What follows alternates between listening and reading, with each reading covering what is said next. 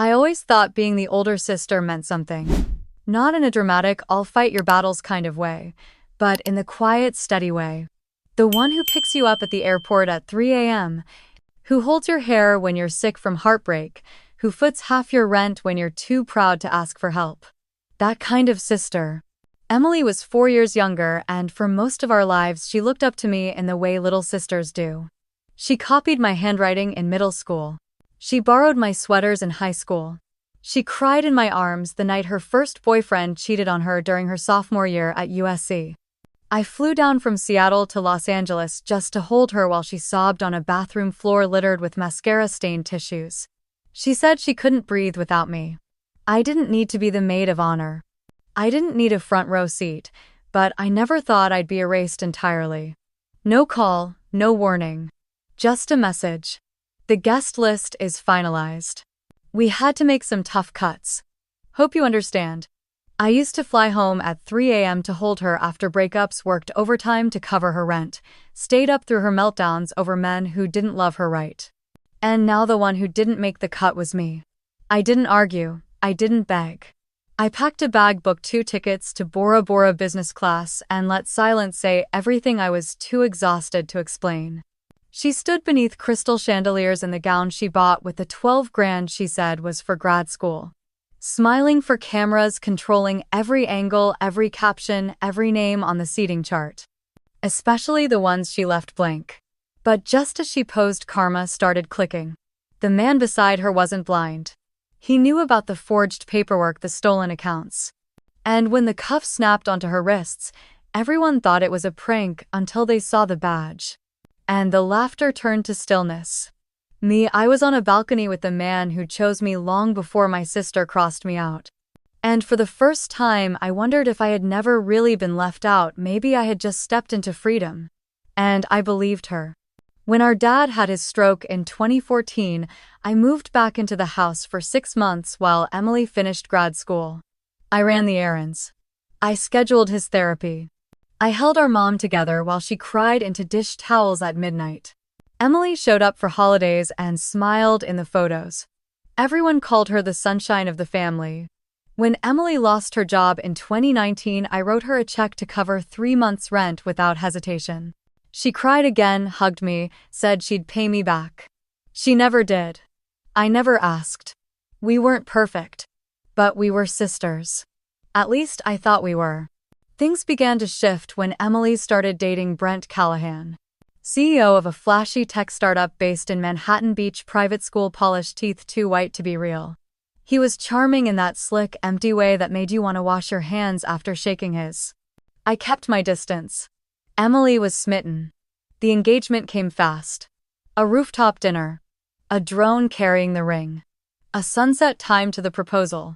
It was ridiculous and staged, and the video went viral within hours. The wedding planning began immediately. Napa Valley. A private estate with lavender fields and string lights.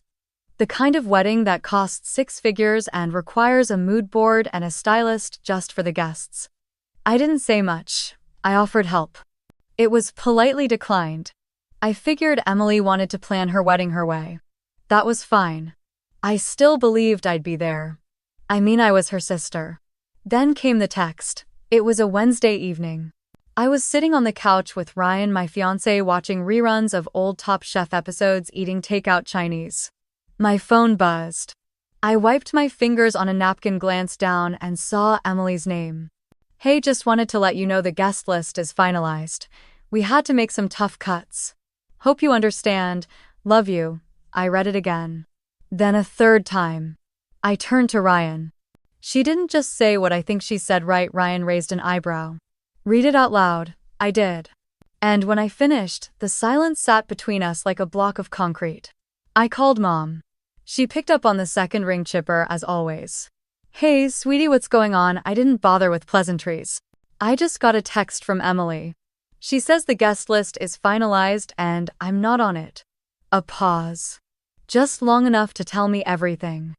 Oh, honey, Mom sighed, using the voice she reserved for what she deemed overreactions. It's not personal. Emily just needed to keep the numbers tight.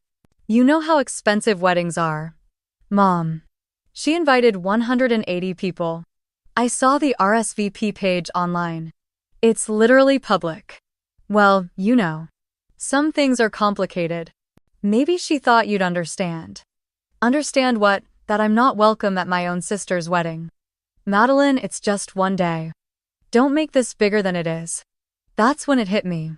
They'd already decided. Long before this text. Long before I even realized something was off. Somewhere along the way I became optional. Expendable. I hung up. No goodbye. Ryan sat quietly next to me. He didn't ask if I was okay. He knew I wasn't. He waited. I scrolled back through the message, then locked my phone. I'm not sure what stung more. That Emily excluded me. Or that my mother expected me to accept it like a grown-up, swallow the slight and smile anyway. I stood up, walked to the kitchen, poured a glass of water I didn't drink. Then I turned back to Ryan and said quietly, "They just made a choice." He tilted his head. And not me. And for the first time in a long time, I let the silence speak for me. Ryan stood behind me in the kitchen, quiet, just present the way he always was when I needed someone to hold the weight I refused to show. He didn't say anything right away. Just reached for a glass and poured his own water. I could feel the question sitting on his lips, but he gave me space to fill it in my own time. I looked down at the counter and said, "Do you remember when Emily asked me for that 12 grand back in 2022? Ryan nodded slowly. "The MBA tuition. I gave it to her without a second thought. She said she needed it to lock in her final semester at Stanford, that she was afraid of falling behind.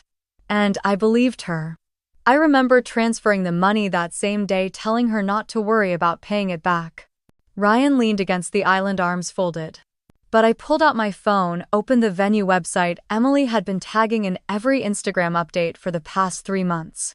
That same vineyard in St. Helena. Private exclusive, fully booked until next year. I clicked through the pricing brochure, which of course had no shame in publishing their costs. Deposit $12,000. Non-refundable. I held up the screen. Same amount. Same date. Same year. Ryan didn't look surprised. Not anymore. So the wedding I'm not invited to is being held at a place I unknowingly helped pay for. I felt the sentence lodge in my throat like a piece of glass. There was no rage. Just a slow, cold awareness. I wasn't just forgotten. I was used. And now I was discarded. I stared out the window where the neighbors' kids were playing basketball in the fading light. It was spring in Seattle, soft wind and golden skies, but all I felt was the hollowing. "You know what gets me?" I said, voice low. I didn't even blink when she asked. I just wired it like always. Because I thought that's what sisters do. "You did what someone kind would do," Ryan said gently. "That doesn't make you wrong. It makes her selfish." I shook my head. It makes me naive." We stood there a few moments longer, listening to the thud of a basketball on pavement, the occasional laugh. Then Ryan stepped closer. "I think we should go away for a while." I turned to him, brow furrowed. "What do you mean?" "I mean, take the week. Take the time she doesn't think you're worth. Let's spend it somewhere that reminds you how wrong she is." I didn't answer right away. I didn't know how to. It had been years since I'd allowed myself the luxury of escape. Every vacation I'd planned had been rescheduled or canceled for someone else. Dad's health. Emily's panic attacks. Mom's last-minute surgeries. And in 2018, when Ryan and I were set to get married in Mendocino, I postponed the wedding entirely because Emily had a breakdown over her ex showing up with a new girlfriend to a mutual friend's bridal shower. She sobbed in my arms for 2 hours. Said she couldn't bear attending another wedding. So I canceled mine. It wasn't until this moment in that quiet kitchen that I realized I never rescheduled it. We just let it go. Like so many other things I had shelved for her. "Where would we go?" I asked softly. Ryan smiled, but it was the kind of smile that came from remembering. "Bora Bora. You said once it was the only place where your brain might finally shut up." I laughed. It came out a little broken but real. That was a joke. Not to me. I leaned against him, let myself breathe into the warmth of his chest. For the first time that evening I felt something close to weightlessness. "Okay," I said. Let's do it. We booked the flights that night. First class, even though I flinched at the price, Ryan insisted. Said if I was going to be disinvited from a wedding I paid for, I might as well fly towards something beautiful. I didn't post anything on social media for the next 2 days. I didn't answer calls. I didn't check the group chat where our cousins were pretending nothing had happened. But I did hear from Jenna. Matey, she wrote, I heard what Emily did. It's messed up. Also, Mom's friend Pam didn't get invited either. Neither did Aunt Robin. I blinked. I thought I was the only one. Turns out Emily was on a mission. Curating her guest list like an influencer curates a brand. Not aesthetic enough, Jenna continued. That's what she told Pam. Said her hair color clashed with the bridesmaid's palette. Ryan saw the message and let out a dry laugh. She's not building a guest list, she's building a photo shoot. I knew he was right. And that realization somehow made the whole thing easier. This wasn't about me. It wasn't even about family. It was about optics.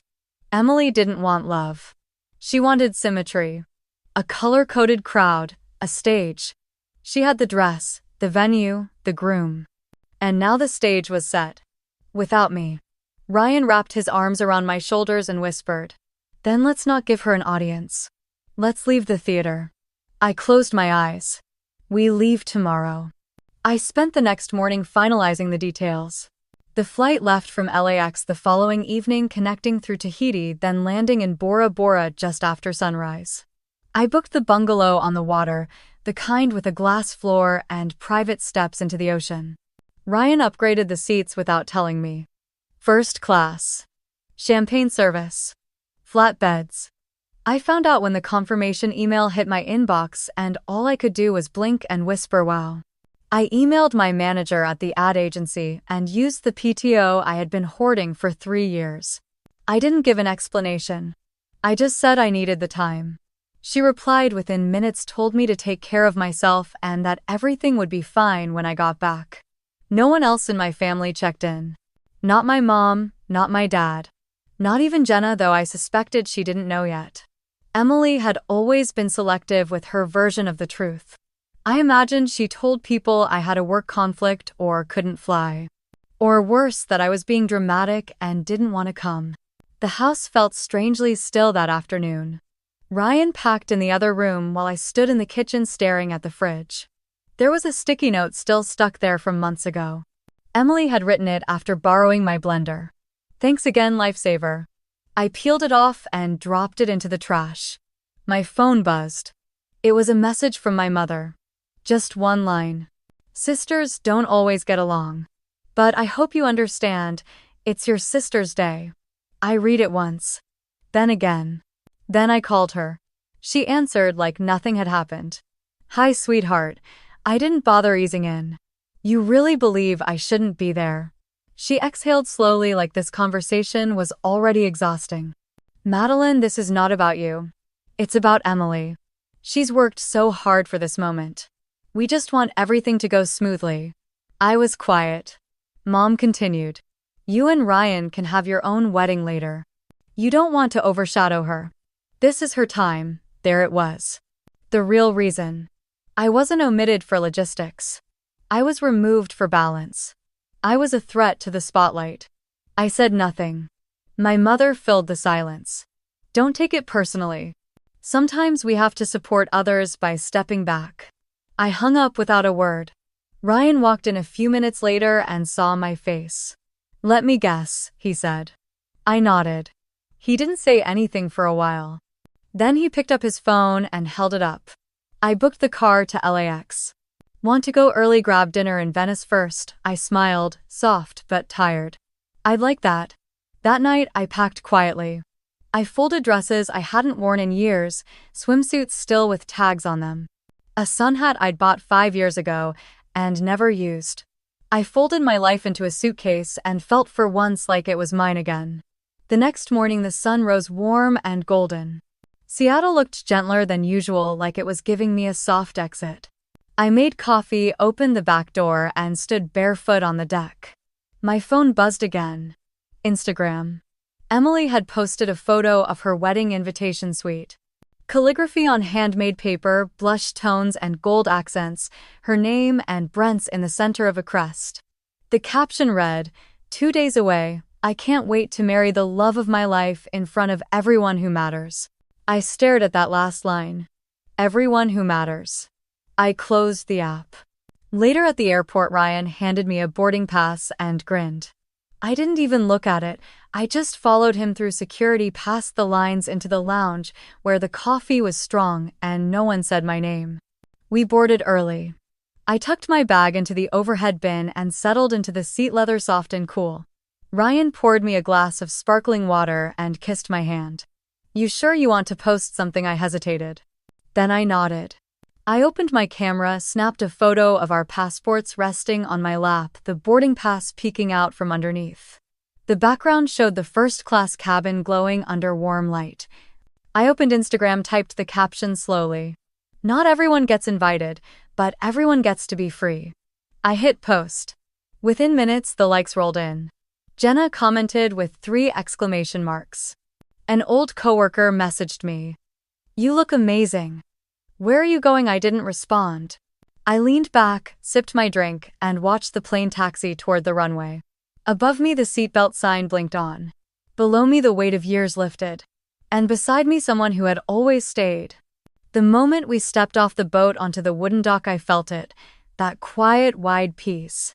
The kind that didn't need music or explanation. The water around us was impossibly clear, almost like the ocean hadn't been told it was supposed to be blue. The sky was soft, not loud, with sun just gentle and endless. Ryan took my hand and smiled. Our bungalow stood at the farthest edge of the row, perched right above the turquoise shallows with nothing behind it but open sea. Inside, the room smelled like cedar and salt. The bed was huge, draped with gauzy white curtains that swayed with the breeze. The floor had a glass panel at the center, and when I looked down I could see fish weaving beneath our feet like threads in water. We didn't unpack right away. We took our shoes off, left the bags by the door, and walked straight onto the back deck. I dipped my toes into the water. It was warm. The kind of warm that makes you exhale without meaning to. That first night we fell asleep to the sound of the tide brushing up against the wood. No traffic, no textings, no voices saying they were disappointed. I woke up the next morning without clenching my jaw. Ryan was already up. He sat outside with a book in his lap, hair still messy from sleep, a mug of coffee resting beside him. He looked at me when I stepped out and just said, "There she is." We spent the day doing nothing, which for once didn't feel like failure. We snorkeled, ate fresh fruit from a floating tray delivered by canoe, laughed over scrambled eggs that came shaped like flowers. I took pictures I didn't post. I let the sun warm the skin below my collarbones, the part that hadn't seen light in months. By the 3rd day, I forgot to check my phone. I stopped waiting for a call that wouldn't come. I stopped rehearsing conversations in my head that no one would ever start. I started sleeping through the night. One morning, I woke before Ryan. The light outside was soft, glowing like the inside of a pearl. I made myself tea and curled up on the lounge chair. It had rained a little before dawn, and the air smelled like citrus and earth. I picked up my phone just to play music. But the screen opened to Instagram. Without thinking, I tapped the app. The first thing I saw was Emily. She stood in front of an arched trellis of roses, wearing a fitted white gown that sparkled like quartz under the fairy lights. Her blonde hair was curled and pinned beneath a crown of orchids. Her arms looped through Brent Callahan's, who wore a tux too crisp to be real. His smile was camera-trained, that kind of effortless charm I'd seen 100 times in Tech Digest. The caption read, "Mrs. Callahan at last." It had 1,000 likes already. The photographer tagged 5 vendors. The wedding planner tagged the venue. Someone from Brent's company commented, "Best day ever." I scrolled. Another post. A video this time. Emily walked slowly down the aisle, smiling like she'd trained for it. Mom and Dad sat in the front row, both dressed in pale blue. My mother dabbed her eyes with a tissue. My father reached over and squeezed her hand. I wasn't in any frame. Not in the bridal prep photos. Not in the family toast. Not in the bouquet send-off. It was like I had never existed. And strangely, that didn't crush me. I didn't cry. I didn't feel rage clawing up my throat. I watched until the video ended, then set the phone down beside my tea. Ryan stirred behind me. "That the wedding?" I nodded. He rubbed his eyes. "How do you feel?" I waited a moment before answering. "Free." I meant it. There was something oddly clean about being erased so completely. Like a chalkboard finally wiped down, not just smeared. I wasn't angry anymore. Not right then. Just done. If they could be that happy without me, I could be just as happy without them. We spent the rest of the morning in the water. I floated on my back staring at the clouds. Ryan swam over and splashed me just enough to make me squeal. We kissed without thinking. We planned nothing. We let the wind tell us when to move. That afternoon we ate grilled mahi-mahi on the beach, our toes buried in the warm sand. A local musician played something slow and soft near the bar, and the breeze carried the sound across the shoreline. No one called. No one texted. No one checked if I had fallen off the face of the earth. And still I breathed easier than I had in years. As the sun set, the sky went lavender, then coral, then a deep velvet blue. Ryan leaned back on his elbows beside me. "You want dessert only if it floats on a tray." He laughed. "Coming right up." He jogged toward the bungalow, and I stayed there on the sand, toes in the tide, staring at the stars beginning to press through the sky. Somewhere halfway across the world, my sister was dancing in her designer heels, showing off a ring the size of a gumdrop, and I was finally still. That night Ryan came back with a small plate balanced in one hand and a folded napkin in the other. On the plate was a single scoop of coconut sorbet and a ring sitting right in the middle of it. It was not a diamond. It wasn't big. It wasn't even new. The band was simple rose gold and slightly worn at the edges, like it had lived a little. I stared at it, then at him. He dropped to one knee right there in the sand, his curls still damp and sticking to his forehead, his flip-flops barely hanging on. No speeches this time, no guest list, no parents involved. Just him. He said my name like it was a promise. "Madeline. If you'll have me, just you and me, no aisle, no audience. Just us. Say yes." My mouth opened, but no sound came out. My heart had this full ache to it, like someone was pressing warm hands against it from both sides. I'd never felt so chosen. I nodded. The tears came faster than I expected. I said yes. He stood, slid the ring on my finger, then pulled me in close. We stayed like that, quiet, soft, like the ocean wanted to listen. Later that evening, I took a picture of us together. My hair was still damp, his nose slightly sunburned, the ring barely visible between our hands. I posted it without overthinking. The caption read, "I wasn't on the guest list, but I was chosen for the journey." I didn't tag anyone. Didn't use any hashtags, just let it drift. We spent the next few hours playing cards in bed and sharing a bottle of sparkling guava soda someone had left in the mini fridge.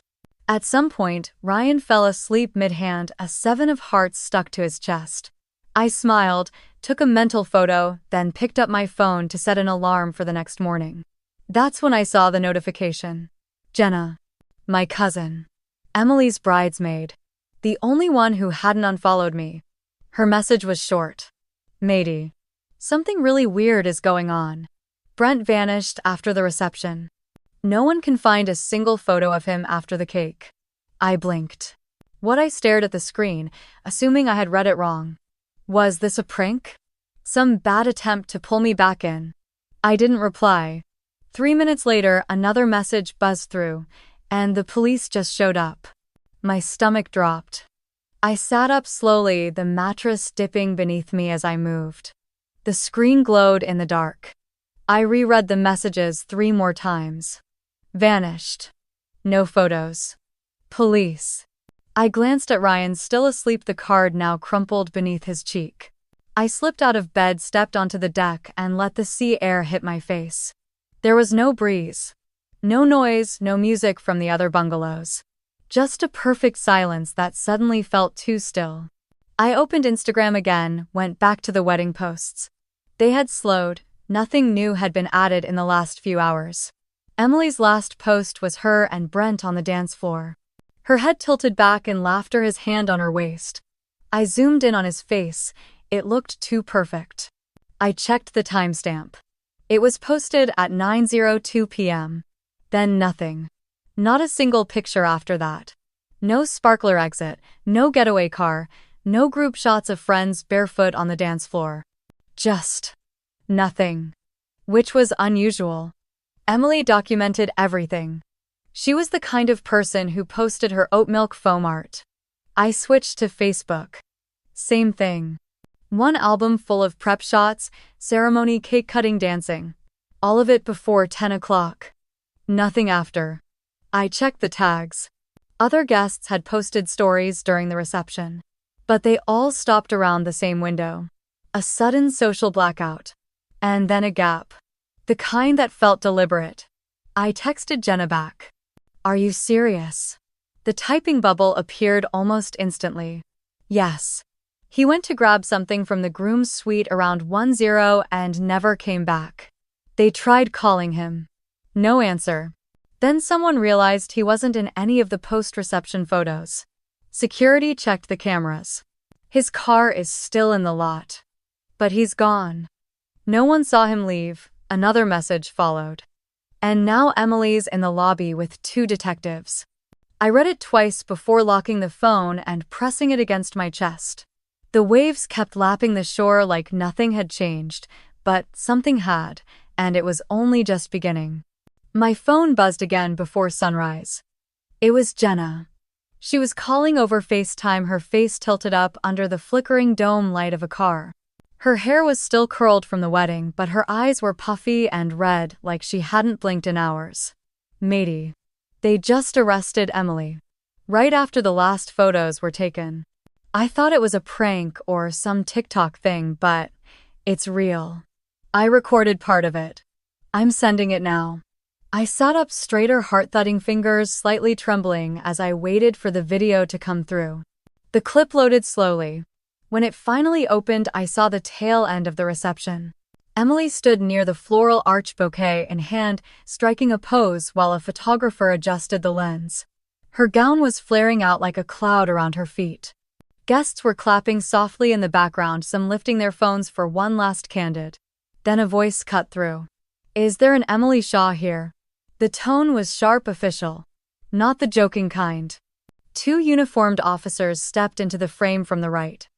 One of them held a folded sheet of paper. The other had a badge clipped to his collar.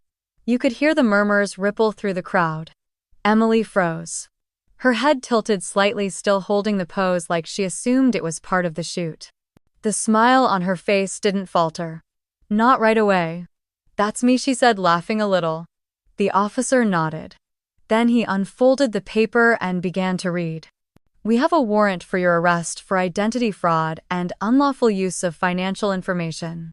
You're under investigation for opening accounts under a false name and unauthorized borrowing. Emily blinked. She looked past the officers, scanning the crowd, searching for someone, maybe Brent. Her voice, when it came, cracked. Wait. What? The second officer moved behind her gently but firmly, taking her wrists. You could hear gasps. The camera jostled slightly as Jenna tried to keep the shot steady. The bouquet fell. Someone in the background shouted her name, but no one moved to stop it. Then the clip ended. I lowered the phone, my mind spinning. Identity fraud. I opened the group chats from our extended family. Messages were exploding in every thread. Someone had already uploaded a different video from another angle. And there were photos now.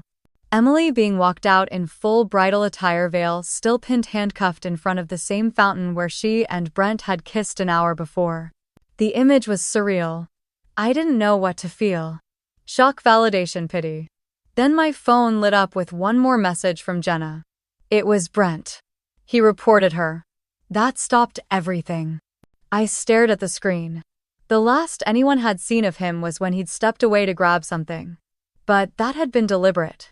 He hadn't disappeared, he had gone to the police. I texted her back. Why? Her answer came quickly. He found out she used an old account tied to one of her exes.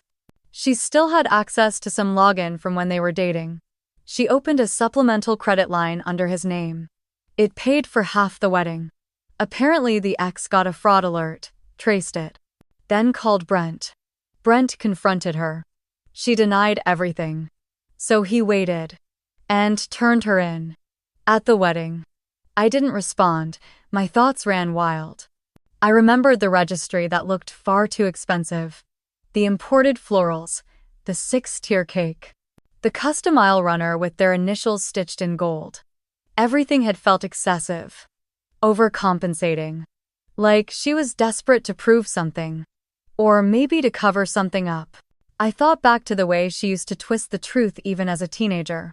How she could make anyone believe anything if she smiled just right. Our parents always thought she was charming. They didn't see how much she borrowed, how often she bent facts until they cracked. And now she'd walked herself down a glittering aisle only to walk out in cuffs. Ryan stirred beside me. Everything okay? I looked over at him, nodded slowly. Number. But it makes sense now. I handed him the phone, let him read the messages.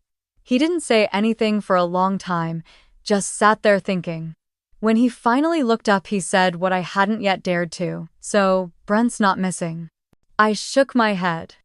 He was just done. The sun was rising, washing everything outside in gold. The kind of light that usually promises something new. But all I felt was a strange, quiet ache. I had known Emily my whole life. I had also never known her at all. And somewhere between the bouquet toss and the police report, she had finally revealed herself. Not with a scream. Not even with a meltdown. Just with silence and a pair of handcuffs wrapped around the lace sleeves of her perfect dress. We didn't speak for a while after that. There wasn't much left to say. My phone started ringing less than an hour after sunrise. It was Mom. She didn't even wait for me to say hello.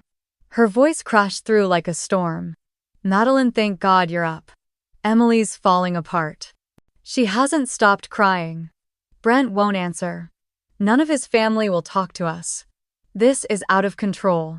I sat on the edge of the couch watching the steam curl from my mug of tea. She kept going. You need to talk to her. She'll listen to you.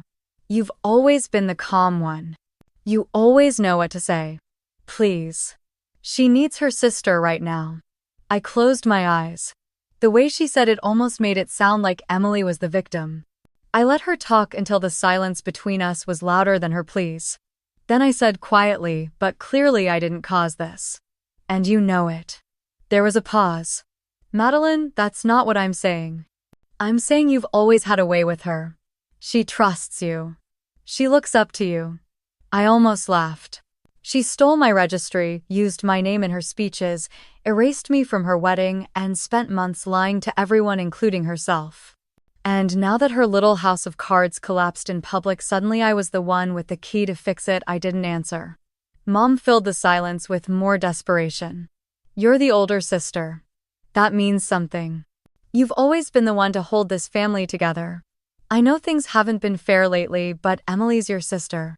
If you don't help her now, she trailed off. And I realized what she was really saying. If I didn't step in, I'd be blamed again. For the fallout. For the pain. For not catching the lie sooner. For not dragging my sister out of her mess like I always had. I took a deep breath. Mom, I think Emily's going to have to figure this one out without me. Another pause. This time longer. Her voice came back smaller. Shaky. You don't mean that. I do. I really do. I ended the call before she could find a new angle to twist. I leaned back, letting the quiet settle into the room like fog. For once, I didn't feel guilty.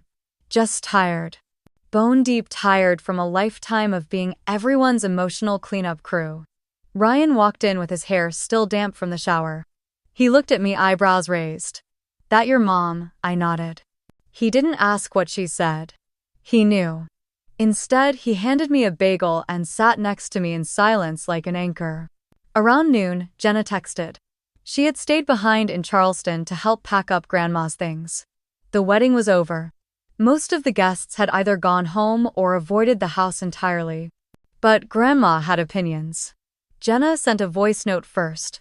Just 30 seconds. Grandma told Mom at breakfast, you reap what you sow. Then she looked her dead in the eye and said maybe if Madeline hadn't been shoved away from the table, Emily wouldn't have ended up shoved out of her own life. I played it 3 times. Then I called Jenna. She answered immediately. Hey, you okay?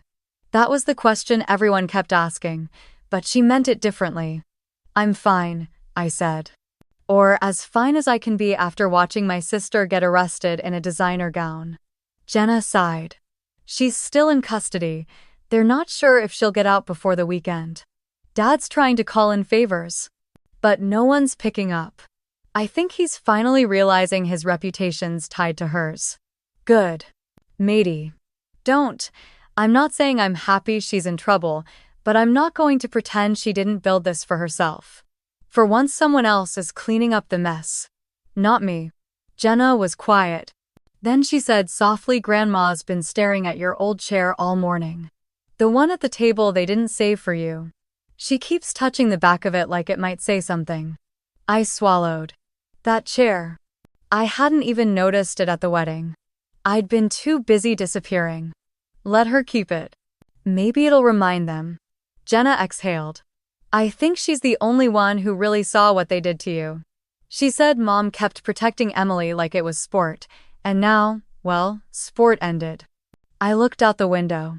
The sun was fading behind a line of gray clouds. Let me know if you need help with Grandma's stuff. I'll drive down this weekend. You sure? Yeah. I think I need to say goodbye properly. To what? To all of it. We hung up, and for the first time in days the silence felt clean. Not empty. Just cleared out. Later that evening Ryan and I went for a walk through the neighborhood. Leaves had started falling in earnest.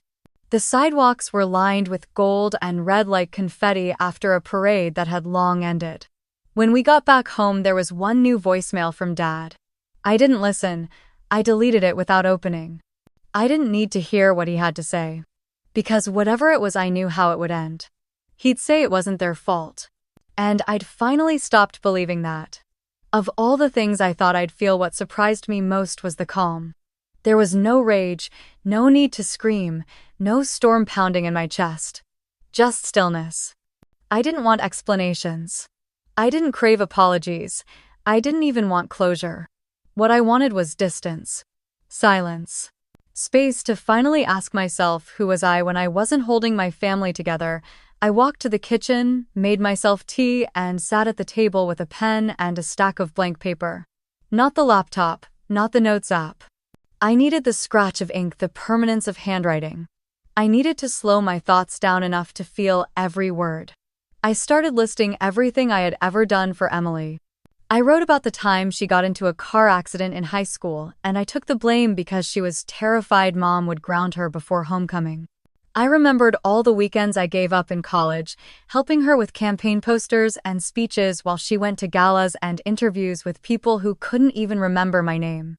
I wrote about how I drove 2 hours to help her move apartments, only to have her post a thank you photo with someone else captioned "My Rock." How I lent her money 3 separate times to cover rent, only to later see her on Instagram, flaunting designer handbags and spa weekends. I kept going.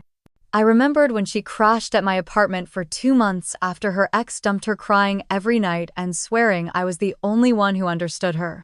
I cooked her meals, canceled dates with Ryan, watched her dog while she found herself. When she left, she didn't even say thank you, just forgot her keys and never came back for them. I wrote all of it down. Every memory that used to sting now just made me tired. Then I flipped the page and began a new list. This time it was everything Emily had done when I needed her. The page stayed mostly blank. She missed my job promotion dinner because she had a hair appointment. She RSVP'd maybe to my birthday 3 years in a row, but always made it to influencers' events without fail. She once told me Ryan looked like a nice guy if you're into boring stability, and laughed, as if I should thank her for the honesty. She didn't show up when I had surgery, said she'd been emotionally drained. She didn't call when Grandma died. Said she was between flights. I stared at the lopsided column. 2 lists. One heavy, the other hollow. Ryan came home early that day. I was still sitting at the table, the pen dangling between my fingers. He looked at the papers, read my expression, and didn't ask what I'd written. He didn't have to. Instead, he walked behind me and gently rested his hands on my shoulders. You don't need to send anything, he said softly. They already know. They've always known. I stared at the window. A bird had landed on the railing, ruffling its feathers like it had all the time in the world. It's like they just expect me to absorb it all, I murmured. Every mess. Every mistake. Like I'm built to handle it, but I'm not. Ryan knelt beside me, his voice even. That's because they've never asked who you are outside of fixing things for them. They only know the version of you that gives. They've never cared to meet the version that says no. He brushed his thumb across my hand. You don't owe them another second of your life. That night I took his advice. I didn't write another letter. I didn't return any calls. I didn't open the dozens of unread messages that had filled my inbox. I went to my contacts and blocked Mom. Then Emily. Then reluctantly Jenna. I paused before blocking Jenna. Part of me didn't want to. She had always been the quiet one, the one who followed rather than led. But I also knew she'd be the messenger. She'd try to convince me to forgive again just like she always had. And I couldn't let myself be reeled back into that cycle. Not this time. Instead, I sent her one last message. Don't worry about me. They think I'm the cleanup crew, but I'm not sweeping up this time. Then I turned off the phone. The next day I did something radical. Nothing. No calls, no texts, no checking the news to see how Emily's arrest was being spun. I didn't need to know whether they blamed Brent or the weather or the mental strain of being in the public eye. I didn't care what headlines Jenna was reposting or what Mom was whispering behind closed doors. I took a walk through our neighborhood. Bought peaches at the farmer's market. Read half a novel on the porch. I even napped in the afternoon, something I hadn't done since grad school. Ryan found me curled up with the book beside me.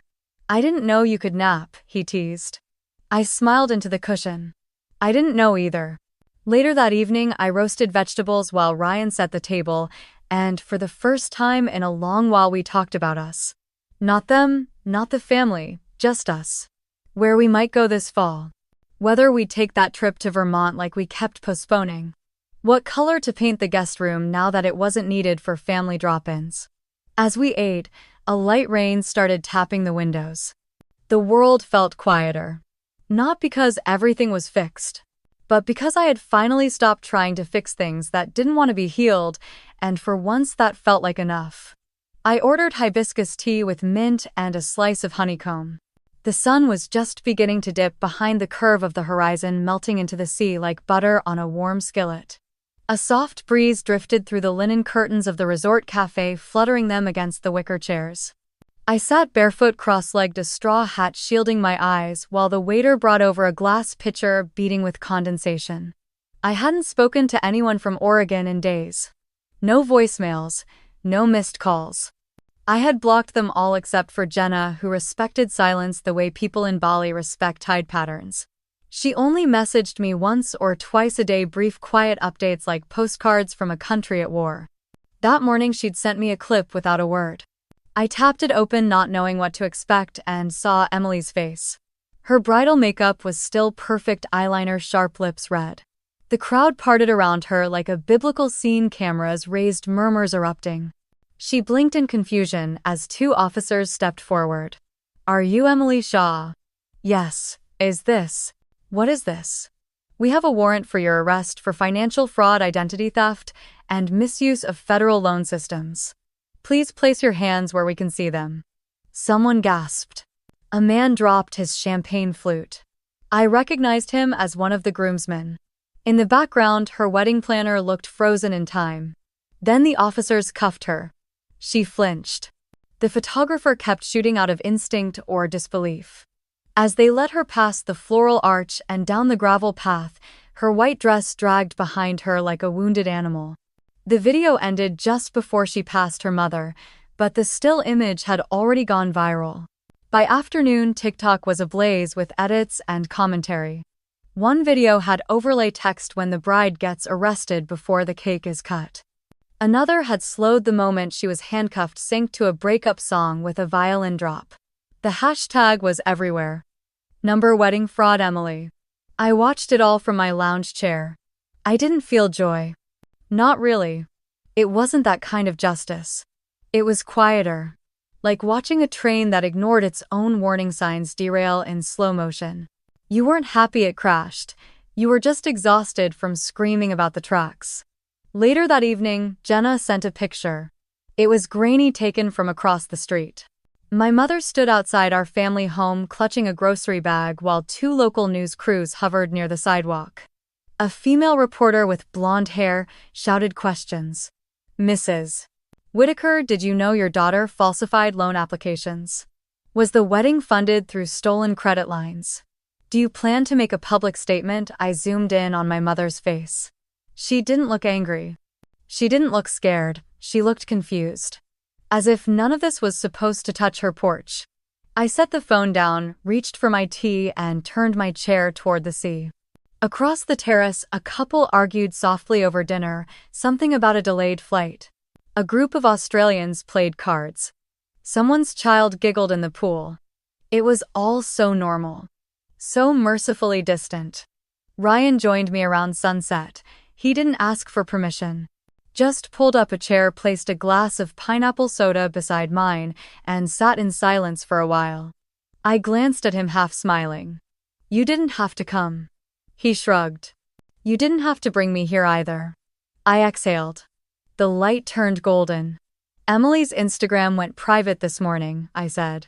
That means she's losing control of the narrative. I nodded. Or maybe she just doesn't want to see what people are saying. He looked over at me. Do you? I shook my head. I don't need to. He didn't press. He never did. We sat like that for a long time, listening to the waves lap against the stone edge of the resort. There was no rush. No deadline. The air smelled like sea salt and lime. Eventually, I opened my phone again. I hadn't planned to, but I checked the comments under the viral video anyway. People were vicious, sure, but some were observant. They had noticed the label on one of the financial documents. They had started digging. One user posted a blurry photo of Emily and me from college and wrote, "Wait. Isn't this her sister? Anyone else feel like she got erased from the wedding?" I smiled faintly and closed the app. Let the internet do what it does. I wasn't part of that story anymore. Not as a cleanup crew. Not as the quiet sibling in the corner. The kitchen staff lit torches around the patio. Music floated from the bar. Soft jazz, something about September and remembering. I leaned back in my chair and traced the rim of my glass with a finger. This wasn't revenge. It wasn't retribution or payback or a master plan. It was the absence of all of that. It was what remained when I stopped offering explanations, stopped writing rescue manuals for people who refused to read them. It was peace. And as the stars blinked to life over the Indian Ocean, I realized something even deeper. I didn't need the last word. Silence was speaking for me now. Loud and clear. The email came on a Wednesday morning while I was stirring honey into my tea. It was from a producer at a podcast called Her Side of the Story, inviting me to speak about the experience of being cut out, of choosing myself, of not going back. At first I laughed. Me. On a podcast, I wasn't an activist or an author or anyone with a platform. I was just a woman who got tired of begging for a chair at her own family's table. But the more I thought about it, the more the idea settled into me like sunlight through linen curtains. This wasn't about Emily anymore. This wasn't about revenge or embarrassment or even setting the record straight. It was about naming what had happened. About offering that name to anyone else who had swallowed their pain in silence for far too long. I showed the email to Ryan. He read it quietly and then looked at me with those calm, steady eyes. You don't owe them your silence, he said. You owe yourself your peace. So I said yes. We recorded the interview remotely from the bungalow. I sat cross-legged on the couch, microphone clipped to my shirt, heart knocking a little too loud in my chest. The host Talia had a warm voice and sharper instincts. She didn't ask about drama or headlines. She asked about me. About what it meant to love a family that only loved you in conditionals. About being useful versus being seen. For the first time, I told the full story. Not in fragments or apologetic tones. I told her about the wedding I wasn't welcome at. About the years of being the helper, the fixer, the one who kept the chaos contained. I talked about the time Emily cried her way out of a DUI charge, and I used my savings to hire her a lawyer. I told her how I'd been told to be patient, to forgive, to understand, even when no one ever did the same for me. I thought I might cry, but I didn't. My voice didn't shake. What surprised me most was how calm I felt. Like I was finally laying bricks for a home I could live in. After we ended the recording, I sat still for a long while. Outside waves pressed softly against the shore. Ryan came and saw the look on my face and didn't say anything. He just sat beside me and laced his fingers through mine. A week later, the episode aired. I didn't expect much, maybe a few quiet messages. Maybe one person saying thank you. Instead, my inbox lit up. Comments, emails, voice notes. Some from strangers, some from people I hadn't heard from in years. The subject lines alone made my heart stutter. Your story is mine too. I left my family last year and thought I was the only one. You reminded me I deserve better. One woman wrote, I was always the responsible sister too. I didn't go to therapy, I went to work. Your story cracked something open for me. There were critics, of course. There always are. A few accused me of airing family business. One message said blood is blood. I didn't respond. I didn't need to. My story wasn't meant for those who wanted to keep things quiet. It was for the ones trying to find their voice again. A few days after the episode went live, I received a message from a literature professor at a small college in Vermont. She asked if she could share my story with her class as part of a unit on personal narratives and boundary setting. She said you walked away from a table that never served you and found a whole ocean instead. That one stayed with me. I saved the message and read it again that night while Ryan and I sat watching the stars drift over the sea. He looked at me and said, "They're listening." Finally. I nodded. But I didn't feel triumphant. I didn't feel vindicated. I felt like someone who had carried a heavy backpack up a mountain not to plant a flag but just to breathe again. Jenna messaged me too. Just a few lines. I listened. You were right to leave. I wish I had gone with you. I told her thank you. Nothing more. I wasn't ready for anything beyond that. She had her own road to walk. Then came the biggest surprise. A handwritten letter forwarded from the podcast team. It was from a woman in Florida who had lost her sister to suicide. She wrote about years of estrangement, of guilt, of silence that came too late.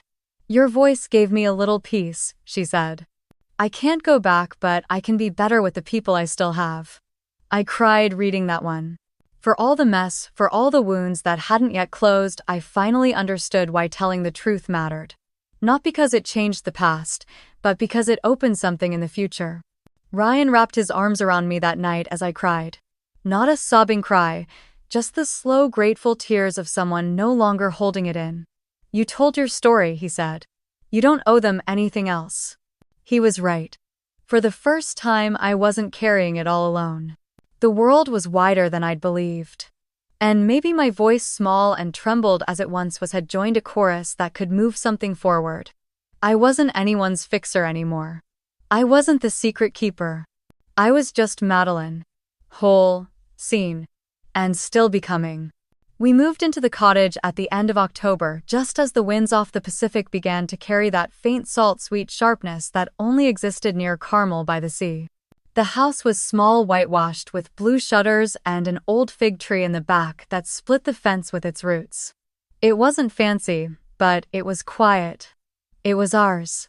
Each morning, I walked barefoot across the wood floors, made coffee, and opened the windows. Sometimes I painted, sometimes I just sat. I didn't check the news anymore. I didn't scroll through trending hashtags or read the endless threads of speculation. I let the noise go. Like pulling off a heavy coat you forgot you were wearing. Jenna texted now and then. Nothing dramatic. Just small updates in the tone of someone who knew how to offer information without burden. Emily was apparently hiring legal counsel. She wanted to claim that I had exploited the family for fame. Brent had cut ties, moved back to Chicago, and deleted all his social media. Mom was still attending luncheons and pretending it was all a misunderstanding fueled by internet hysteria. According to Jenna, she told one neighbor. The media twisted everything. None of this is real. But it was real. Every bit of it. Not just the parts that made headlines, but the years before that. The dinners where I was invisible. The whispered blame. The assumption that I could absorb all of it and still keep smiling. I didn't answer Jenna's texts. I read them sometimes twice, then turned off my phone and went to sit by the sea.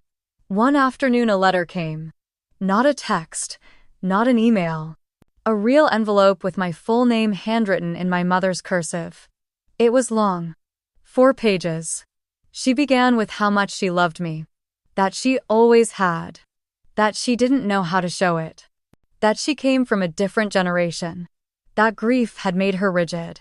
That she thought keeping the family together meant making hard choices and that she didn't always know how to include me in them. She wrote about the wedding. She said she regretted not making it more balanced but that things got swept up so quickly. She said she wished I had talked to her more. That maybe if I'd just said something clearly they would have understood better. Then in the last paragraph she asked if I could consider forgiving her. That she missed me. That things were never perfect but we were still mother and daughter. That nothing was more important than that. I stared at the letter for a long time. I didn't cry. I didn't feel anger. I felt something quieter. Like holding a stone you've carried for years and realizing you don't need to understand it to let it go. Ryan read it that night after dinner. He didn't say much at first, just folded it, placed it gently back in the envelope, and slid it into the drawer beside our bed. Then he turned to me and said, "You know you don't have to forgive her, right?" I nodded. I did know. It wasn't hate. It wasn't bitterness. It was just a truth I'd finally stopped trying to rewrite. I could love who she once was or who I wished she'd been. But I didn't owe her access to my peace. I didn't write back. For the first time in years, I wasn't twisting myself into someone softer just to be tolerated.